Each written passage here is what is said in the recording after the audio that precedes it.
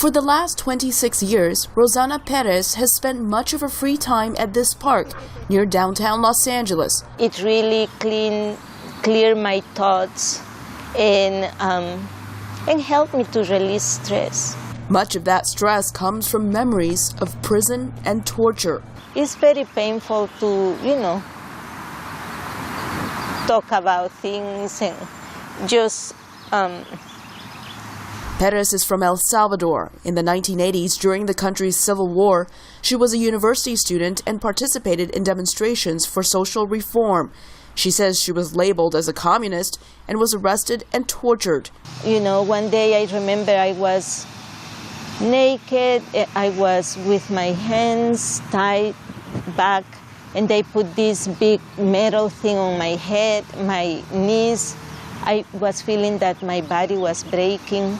Some torture survivors find their way to Los Angeles, home for the Program for Torture Victims, a center that offers outpatient treatment to those who have been tortured. They come from more than 65 countries. I know that they are there, and that is a relief that I can pick up the phone or go by the office and talk to someone. Executive Director Tripp Oldfield says this is the first treatment center of its kind in the United States, and it's the first time in years the center is getting a facelift. Oldfield says many American nonprofits, including this one, lost funding during the economic downturn.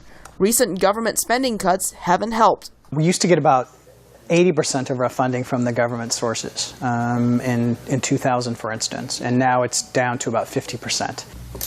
The Program for Torture Victims depends on volunteers who donate their money and time.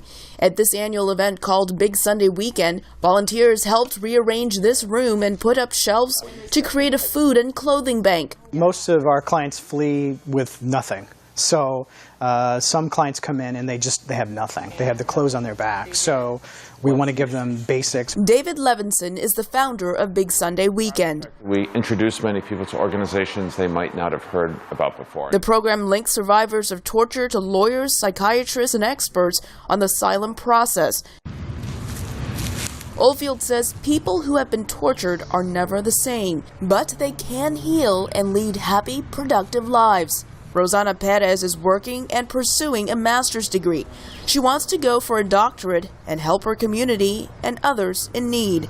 Elizabeth Lee for VOA News, Los Angeles.